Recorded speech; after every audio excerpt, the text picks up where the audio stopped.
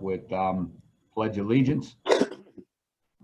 I pledge Pledge allegiance allegiance to the to the flag flag of of the the United States of America, to Public the to the republic for which it stands, one nation, under under God, God, indivisible, liberty, liberty and justice for all.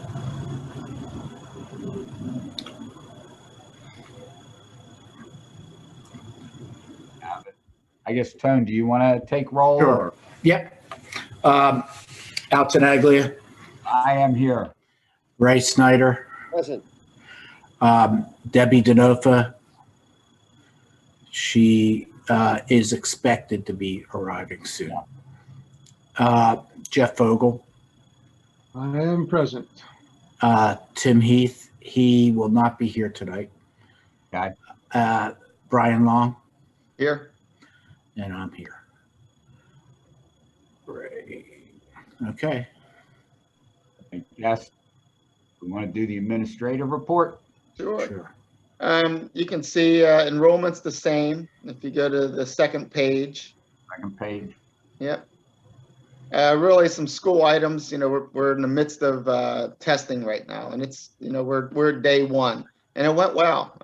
It's unique this year because our virtual kids have to come in. It's the first time they've been in the school building the entire year. So, managing that and figuring out all the, the different, placements where the kids are, it's been a handful, but, kudos to Chris Lutz. He's our testing coordinator. He's been doing a great job getting everything organized, and it's been going well. So the locales, the assignments are all set in place. Really next year, we're working on, what's going to, transpire with regard to the rosters. We sent out the invites to our kindergarten population. So those families have been contacted, and right now we're working on the rosters to see where we're at with total numbers. And so that's been a project that we've been doing. We have a chalkathon that's coming up. Mrs. Kokora is organizing that, so there'll be more things to follow there. Yearbook update, I just have to give credit to Ms. Froling, and also there's a parent volunteer, Mrs. McHale, who's done a lot with the yearbook, taking pictures, doing whatnot. So the deadline to order has passed, but we're going to import until late June, just to get some of these last of the year fixed in there, because we're doing things that are more in person. And so, that's something that we want to wait for. And then we'll get ready to close up the year. Just some end of the year date things that are going on. Nothing out of the ordinary. It's not as robust as it had been in the past, but we do have some things that are taking place. And the big thing is the graduation. We're working on that. We're working with that committee. We're going to actually hold it at the school outside. And that process is, going well. So if you go down to the PTO sponsored events and actions, you can see there just that they ran a school book fair. Mrs. Zinich, who's the PTO president, ran that. It totaled $1,800. We have both a virtual and an in-person fair this year, so we were able to sponsor both, and it worked out well. They're getting ready for their staff collection. They always organize that. They did a great job with the appreciation luncheon. Mrs. Maddie organized that, and the teachers and staff appreciated. I know Tony went up 3 times to the buffet stand, and I went 4, so I trumped him on that one.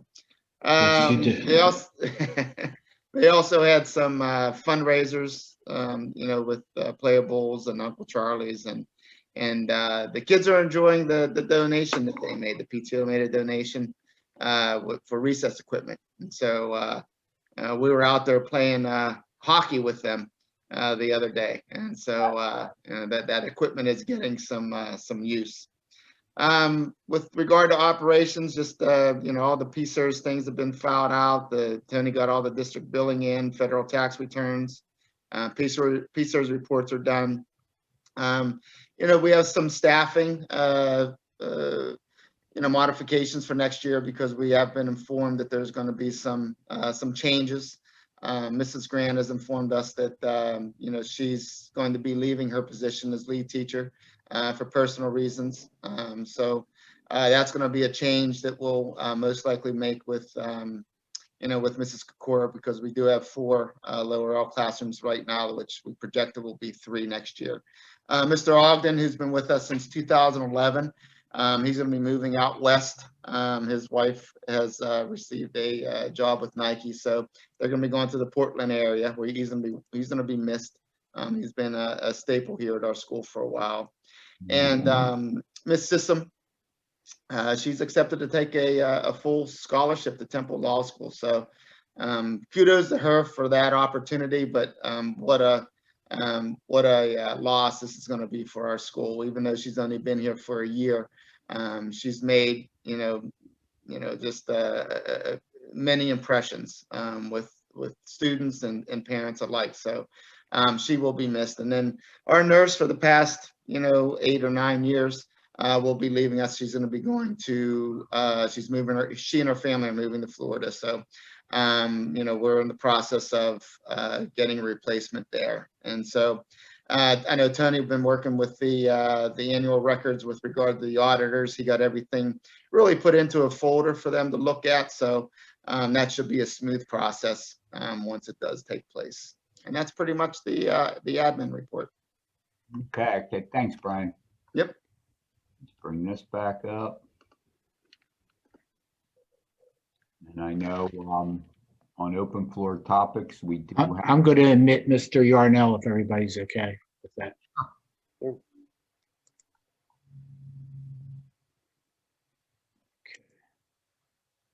See him?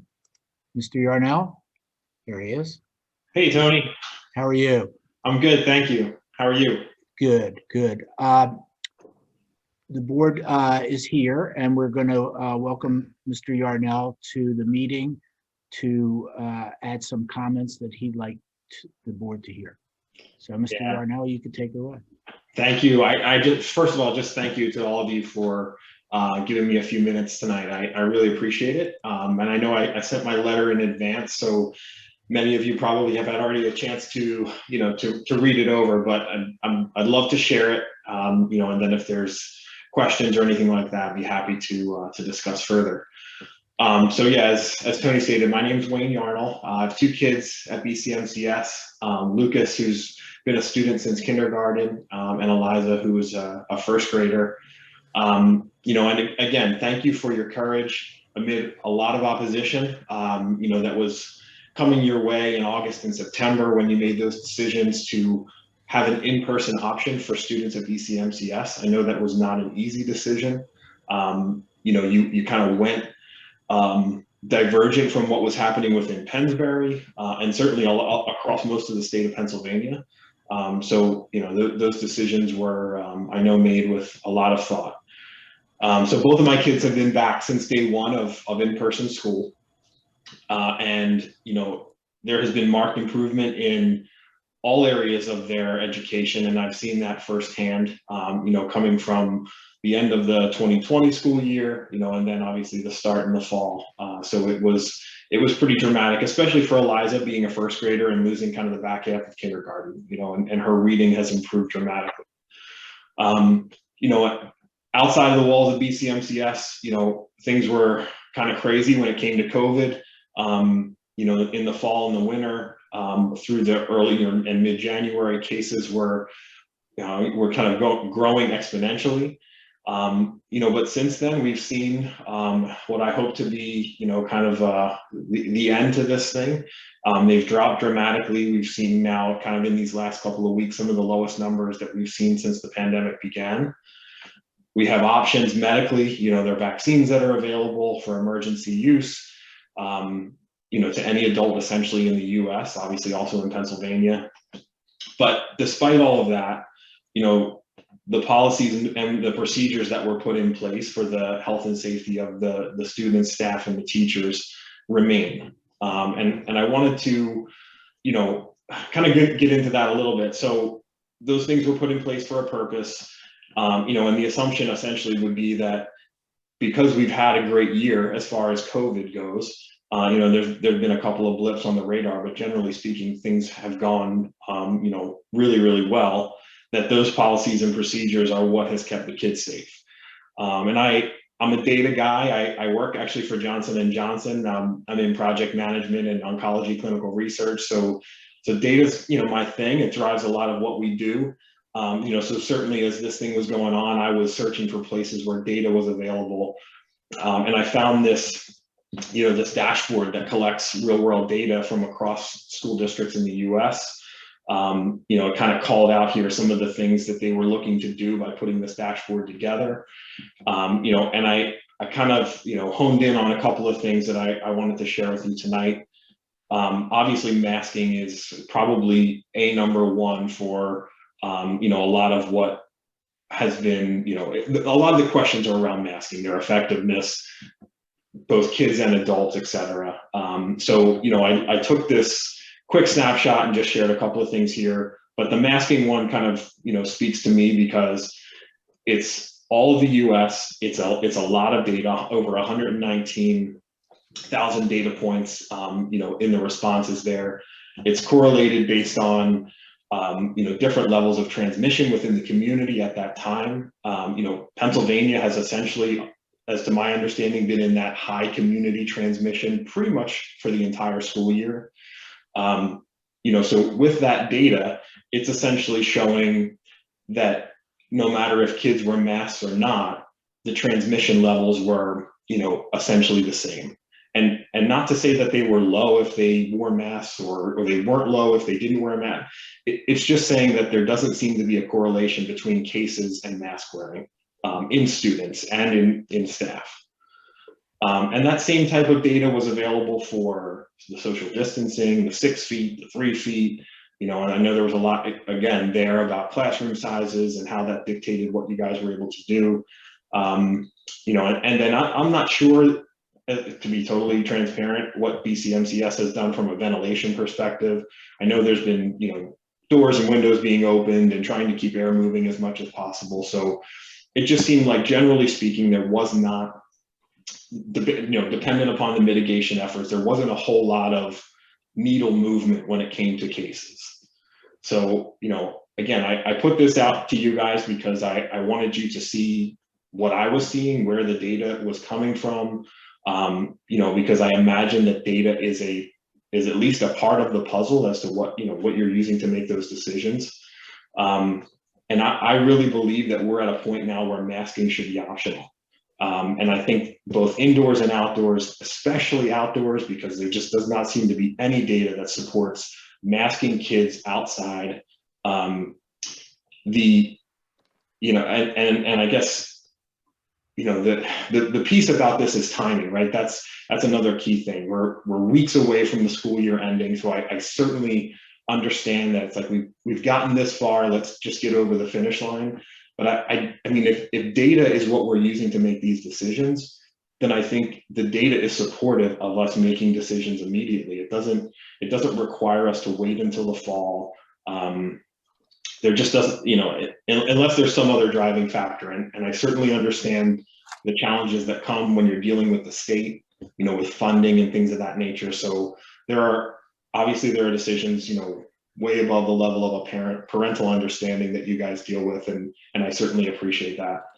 But again, I just wanted to, I wanted to have some transparency around what's going on kind of with the Board of Trustees, what school leadership is thinking about when it comes to these things, because I don't think complacency is acceptable at this point. I feel a need as a parent to be an advocate for my kid. My kids, they have not had a voice this entire time, you know, and they've just essentially been subject to whatever the adults tell them to do. And I think it's time for us to truly show them that we have their best interests, you know, in our hearts and in our mind. So that's where I'll close it. I'll shut up. Again, I really appreciate you guys giving me a few minutes to speak with you tonight. Thank you very much, Wayne. And it'll be something that obviously we'll take into consideration. I don't know if anybody has anything else to add. Okay. Just trying to find a mute button. Wayne, this is Jeff Bogle. Thank you for the data. Thank you for the information. Can I just clarify, are you suggesting, are you asking for the school board to consider between now and the end of the school year removing masks? I'm sorry if I missed that. My internet connection during this thunderstorm is getting a little wonky here, so apologize. Yeah, Jeff, I mean, that would, my thing isn't saying that, starting tomorrow, nobody should be wearing a mask. My thing is more giving parents the option, and allowing them to make a decision for their kids, and not mandating it, essentially. I know there are parents, it's a spectrum, right? Parents are all over the place. Everybody's got strong feelings. It's impossible to make a decision where 50% of the people aren't going to disagree. So, I certainly understand all of that.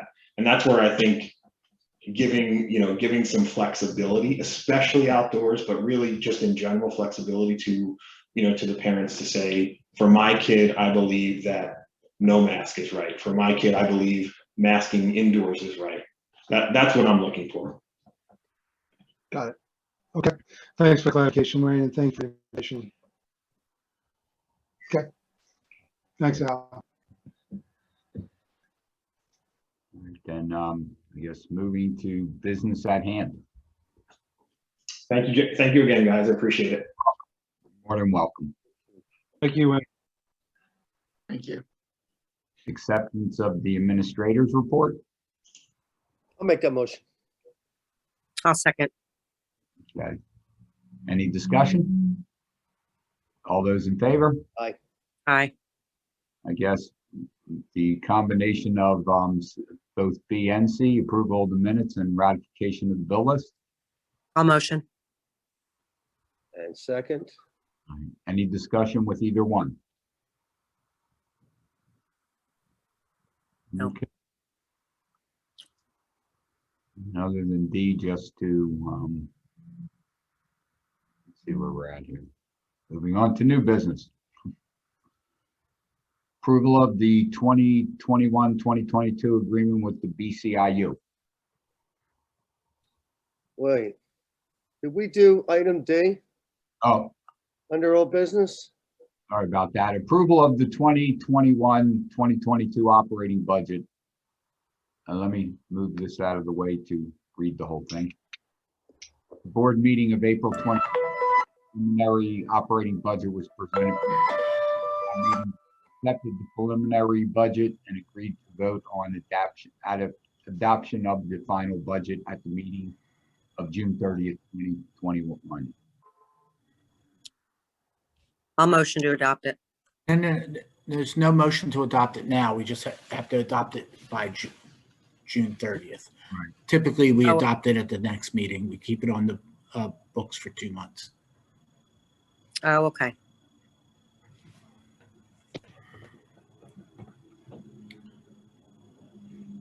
So you could go to E. Now the So is there a motion there or no? Is there a No motion? motions needed. No, it's just, that's old business that's still pending and will be That's addressed pending at the old next business. Okay. next meeting. out there, All right, yeah, all right, that's a little out of outline. Okay, got it. I got it. and I guess approval of the 2022 agreement with the Bciu. I'll make a Okay. motion. All right. I'll second. Any discussion on this? Okay, all those in favor? Aye. Opposed? Unanimous. The MMS renewal. I'll motion. And I'll second that. Okay, any discussion on that? Hey, Tony, you guys, I know it's been a while since we reviewed. You're still happy with them, with this group of people, this, MMS? yeah, Yeah. they're doing us right? Oh, absolutely. Yeah. Yeah. I know we talked about it, but I just want to make sure. Yeah. Thank you. I'm good. All those in favor? Aye. Aye. Aye. Unanimous.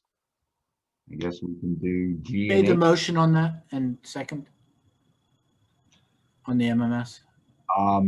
Jeff and I Deb. motion, Okay, Thank you. Deb second. Mhm. okay, thank you. And I guess G and H. I'll motion for that. I'll second. Discussion on either one of those. Not for me. Okay, all those in favor? Aye. Aye. Aye. All righty, unanimous. And then, of course, conclusion of the meeting. Albert, before we close, God, point of order. Right? This gentleman, this Mr. Yarnell, We are still live. I understand. Okay, just want to make sure you know. This gentleman, Mr. Yarnell, he realizes that there is no motion on the board to make any sort of change to our plan during the pandemic. He is aware of that, I think, isn't he? And if there were to be a motion put on our agenda, it would not be until our meeting June 30th, after the school year's over. Wondering if this gentleman was aware of those circumstances. I could discuss that with him tomorrow. okay, my understanding is what? Good point, Ray. I mean, he just sent the letter today. So it wasn't like there was a lot of opportunity to review it. I understand. Yeah. How many years have I been on the Board of Trustees? Long time. Too many. Long time, right? Yeah. Most cogent request ever of all time. Oh, his Sporting comment? matter, Reasonable. Yeah, Yikes. I agree 100%. Oh, yeah, I wouldn't want. I agree 100%. absolutely right. Yeah, I agree. It was very well. presented. Unfortunately, his request can't even be addressed. There's no motion, so therefore, we're even unable to have discussion, other than the point of order that I'm bringing up here, Right. that, that there's some sort of realization that we can't really even act upon his request outside of some other procedural avenue that we could take. I don't know. You would have, I would think you'd have to have a special meeting. Gentleman gets informed, I think you'd have to have yeah, I agree with you, Ray.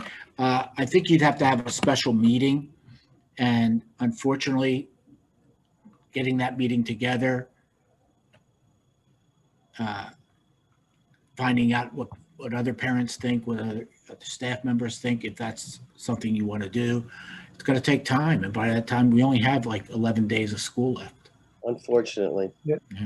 Right. So Ray, thanks for bringing it back up, because I was actually thinking, I'm scratching my head going, that was a very well thought out conversation that he put forth. And I was kind of wondering, how we're going to respond to that. But thank you for bringing that up. I think, Tony, again, I'm not sure procedurally what the proper process is. But I think we right. need to respond. Jeff, not to interrupt you, I think it would require a special meeting. What? Do we have to, at this point, poll like we did when we set up, the entire protocol? I don't see that. I don't see there even being enough time to accomplish that. Yeah. Even though Unfortunately. I don't think it's, unfortunately, and I'm not 100%. I mean, if this was something that happened in March or April, if the CDC came down with their ruling in March or April, I think we would have probably done away with the masks by now. But it just happened.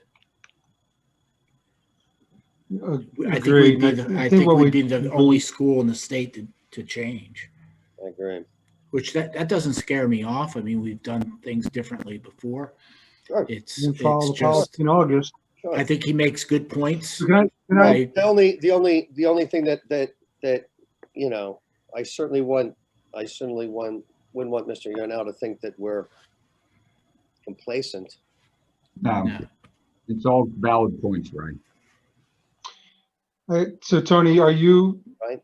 you said you can follow up with him. I would like also to acknowledge the fact that, you know, we've discussed this, it's obviously part of the public record, but I would Well, like to follow up with him and Yeah, the tape, this is also being taped, so he'll be able Mhm. to see your comments afterwards.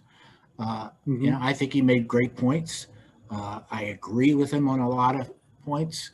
Mhm. Personally, I would love it if we didn't have to wear masks anymore in school. I just think logistically, it's a tight window to work in to make that decision. And I think you do have to take into consideration the thoughts of others as well. I think to just Sure. for us to say, hey, we agree with him. Let's just I think you're, make the change now. Tony, as we've done in the past. Yeah. I think sorry. we have to be. I think we have to be As we've done in the consistent. past, Yeah, And we had conversations. I mean, the conversations were had in May, and, you know, we really looked at what recommendations were, and it really just based on, you know, keeping things as they were, just so that they're not difficult for the kids to change. I mean, that's really where it came from. It was, you know, we've already established all these rules and regulations and whatnot, and to change it for a couple of weeks just doesn't make sense on their end. Yeah. Yeah, I think, Tony, if you could be, I think, as we've done with our parent community and student community, teacher community, staff community, transparency. I think, like you said, Brian, with 2 weeks left or 11 days left in school, it's going to be difficult to turn around to do something like that. But I think we should, you know, again, between now and the end of August, when we do have to return to, when we do return to school, there may be a completely new set of guidelines, but I think we should ignore that fact that this is going to have to be addressed sometime this summer in absolutely. some capacity, right? Absolutely. Yeah. Absolutely. So, and this is going to be a, you know, yeah, it's going to be a very emotional subject for some of our, you know, families and community members that we probably need to make sure that we do spend some time on this in an executive session or in a, you know, Brian, as you and Tony, you know, outlined what our options are going into this and what the approach should be. And you've enabled the board to make an educated decision that we went to the community with. And I think that's going to have to be addressed again coming into our new school year, because again, as it's changed through the life cycle of this whole pandemic, next 30 days, next 10 days, it'll be a totally different situation. So my ask would be that you know, that over the next whatever period of time after school has ended, obviously recoup a little bit and gain from the end of the year. But I think it's probably, you know, prudent of us at we usually don't do a July meeting, do we? Or August, which Yeah, but we we'll usually have skip July, correct? Yeah, we typically take off July. But we have an Yeah, August so I think meeting. for our August meeting, it'd be helpful if you could prepare us as a board based upon the current information between now and then on what we need to do to communicate and effectively make decisions, obviously prior to our new school year starting. Because there's going to be you know, just like this was last August, there's going to be a lot of things that are moving and a lot of emotion involved and wrapped up in this. And we want to make sure we try to get in front of it and educate and do the best that we can with what we're given. Right? And we should schedule our August meeting before school starts. I think we did that last year. Oh, Yeah, absolutely. we did that last We year. had it the first or second week of Yeah. August. And maybe even have a July, We meeting. all, So, I'm not opposed to it. I mean, we're doing this remotely, so we don't have to, you know, be in person. But I also suggest that if needed, we have you know, if we need a session, an executive session to review and discuss this at some point, you know, between now and our next meeting, I think it'd be worth investing that time. Okay, sounds good. Let me So, just but go- to follow up, so you're going to follow up with Mr. Yarnell? Yeah. And communicate with him, and Yes, obviously this is being recorded and he'll be able to listen to it, but I think it's important that we acknowledge, thank him, and, you know, absolutely. good gosh, I think it's the first time, we've had somebody on one of these meetings in 3 months, in 3 sessions, right? Since it started. So that's awesome. Tell him to come back. Where'd he go? He dropped off. I was like, geez, we have somebody. I do have one more question. If someone was come to, one of the students came into school tomorrow, one of the staff members, administrators, or visitors came to school tomorrow and decided that they were no longer going to wear a mask, what will we do? Mr. Long? What would we do? Well, we would say that they're out of compliance with our policy. And we would follow whatever guide would be there, and that would be their, Guideline that's currently in place. what's that? Oh, yes. Guideline that's currently in place. Guidelines currently in place, yep. Yeah. We haven't voted to remove it, nor have we voted to sustain it. So we're We're stuck with it. a little caught here, not unsympathetic to Mr. No. Young. Mhm. Caught. Okay, wanted to throw that out there. My point of order. I make a motion for I. Albert, if you're with us. Okay, someone want a second? I'll second it. Okay, any discussion on that one? Nah, We are adjourned. thank you. Thank you, everyone. You. Thanks,